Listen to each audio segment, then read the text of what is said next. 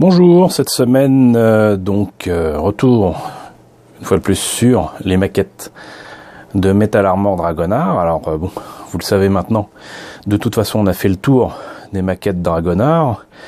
Dragonheart, les héros, et même le Dragoon. Donc maintenant, en fait, tout ce qui nous reste, c'est les maquettes des mechas ennemis. Voilà, donc il y en a encore pas mal à présenter, mais on va passer à ce modèle qui est sympathique. Moi, j'aime beaucoup son design. Il s'agit du Dozon.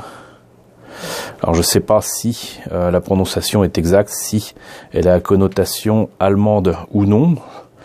Mais reste que l'aspect, lui, par contre, est extrêmement agressif. Il s'agit très clairement d'un mecha ennemi, mais volant, qui est donc très clairement aussi adapté à l'atmosphère terrestre et à des actions sur Terre. Visiblement, non seulement il est adapté à cette action aérienne, mais en plus de ça, comme vous le voyez, il est déjà doté de bases d'ailes qui lui permettent donc de voler. Enfin, pas voler tout seul, mais en tout cas, il est clairement fait pour voler. Et j'aime beaucoup ses lignes. Il est vraiment excellent. Et donc ce Dozon apparaît donc bien évidemment dans la série Metal Armor Dragonheart. Donc c'est le Flug Armor AFA03 Dozon. Il date de 1987, mais c'est un kit que j'ai racheté quand ça a été réédité, il me semble que c'était au milieu des années 2000. Je n'avais pas pu l'acheter à la fin des années 80, c'était pas facile à trouver en France à ce moment-là, mais au milieu des années 2000, je pouvais commander ça facilement au Japon par le biais de sites comme HLJ, au Billing Japan. Et du coup, à l'époque, en tous les cas, parce qu'on m'a fait observer que sur eBay, effectivement, les prix s'envolaient, et sur Amazon c'est une horreur. Il y a des gens qui profitent visiblement de la rareté de ces objets-là pour multiplier par 10, par 20 les prix. Et là, il était à 500 yens, ce qui veut dire qu'il était à peu près à 4 euros. Voilà.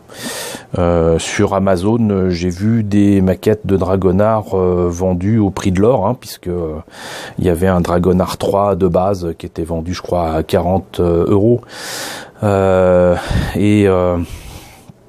Sur eBay, les maquettes n'étaient pas spécialement chères, mais c'est les prix d'envoi depuis les USA qui sont complètement fous. Une maquette était à 10 $, ça allait encore. Par contre, je crois que c'était 30 $ l'envoi, 30 ou 50 $, je sais plus, tarif de fou. Bref, le Dozon.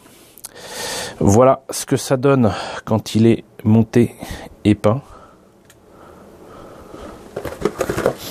Et en plus, on peut lui plier les jambes, il lui donnait un aspect un peu oiseau de proie. Enfin là, il n'est pas dans le bon angle pour apprécier cette pose, mais ses pieds et ses jambes peuvent se mettre en position comme des griffes d'oiseau de proie.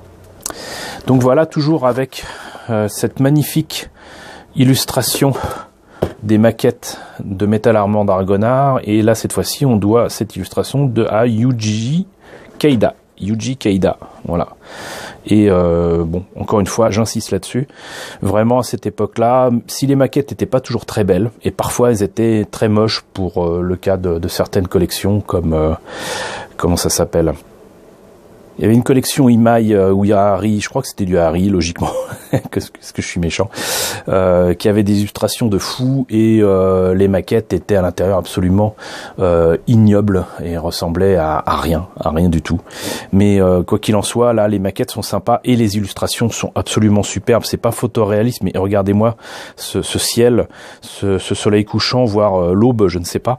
Moi, je dirais plutôt que c'est le soleil couchant, avec en plus peut-être un arrière-plan des Rocheuses ou du Grand Canyon américain, qui sait. C'est juste magnifique. Donc maintenant qu'on a vu la boîte, on va voir ce que ça donne à l'intérieur. Alors, une fois de plus, l'illustration de la notice est différente de celle de la boîte. Je vous laisse apprécier le dessin. Je préfère quand même celle qu'il y a sur la boîte, mais ça reste quand même une belle illustration, même si les proportions ne sont pas respectées. On a l'impression que les entrées d'air vont vers l'avant ici dans les ailes, pourquoi pas, mais sur cette illustration-ci, c'est pas le cas. Il me semble même que sur la maquette, en fait, c'est carrément plat, mais on va voir ce que ça donne. Donc, une fois de plus, de très belles illustrations, de très beaux écorchés sur les premières pages de la notice, avec même une version bleue que je trouve absolument magnifique, qui est une version de l'arme qui est pas mal du tout, des missiles qui sont différents, une tête qui est différente. Je dirais même qu'à la limite, je préfère cette version à celle qui est présentée ici en maquette, mais bon. Mais ça reste quand même du beau travail. Alors, je le répète toujours, mais maquette à l'ancienne, donc pas du snap-tit. Les pièces doivent être collées pour tenir, doivent être poncées pour éliminer évidemment les jointures disgracieuses que ça donnera. Et donc c'est le cas ici pour les bras, l'arme, même la main devra être collée. Et pour tenir le flingue, on ne pourra pas l'enlever ensuite. On attaque ensuite apparemment. Je crois qu'il s'agit, oui, bel et bien des pieds, j'allais dire des griffes, mais on comprendra mon allusion. Donc les jambes, le torse, avec des armes qui font penser à des lance-missiles ou quoi d'hélicoptères. Donc ça fait entre guillemets très, très réaliste. Enfin, la tête, avec d'ailleurs des, comment dirais-je, des moniteurs, des caméras qui font très monocle d'officier allemand, vous voyez, un petit peu. Et apparemment, qu'est-ce que c'est que ça? Ah oui, le bassin. Bah, pas évident de comprendre que ça c'était le bassin et qu'on le voit ici.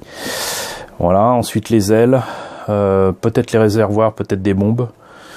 Et enfin, des petites ailettes et autres petits détails.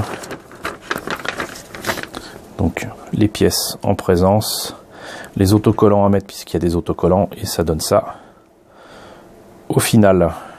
Voilà.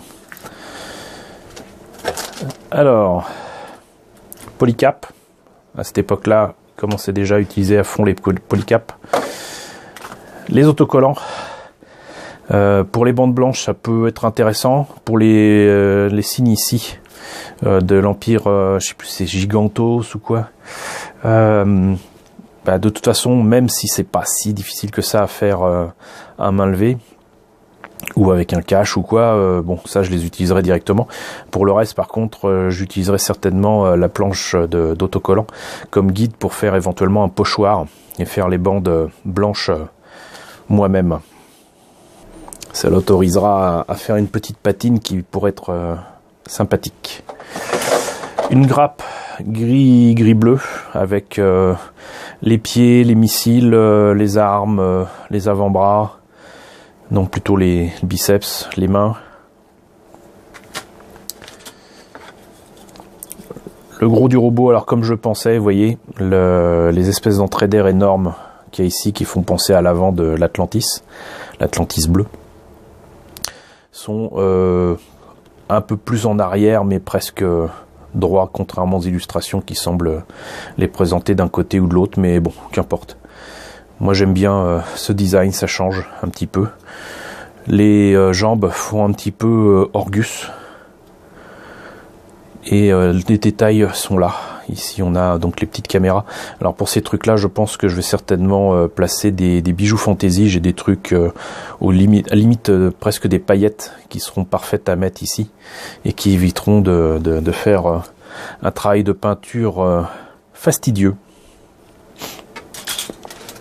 Enfin la dernière grappe avec donc le reste des armes, les petites ailes, les grandes ailes, quelques articulations et les réacteurs. Dommage d'ailleurs que ce soit pas creux ou qu'il n'y ait pas des détails à l'intérieur, parce qu'il y a les détails qu'il faut à l'extérieur mais rien à l'intérieur, c'est un peu décevant. Je pense que je vais certainement percer tout ça et rajouter des détails avec des œillets en métal, parce que le problème c'est que si je les mets directement, ça va dépasser de la tuyère et ça va pas aller.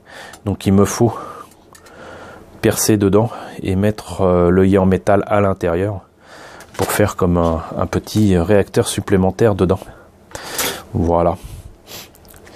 Donc, bah écoutez, c'était le Dawson.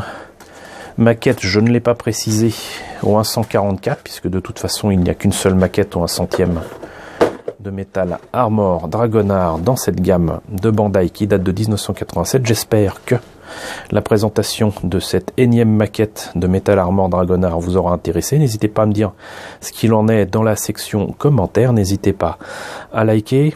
Les pouces vers le haut en ce moment, c'est important. N'hésitez pas à partager. N'hésitez pas à vous abonner si ce n'est pas déjà le cas. Coucou aux nouveaux abonnés qui nous ont rejoints. On est désormais dans les 1650 si je ne me trompe pas.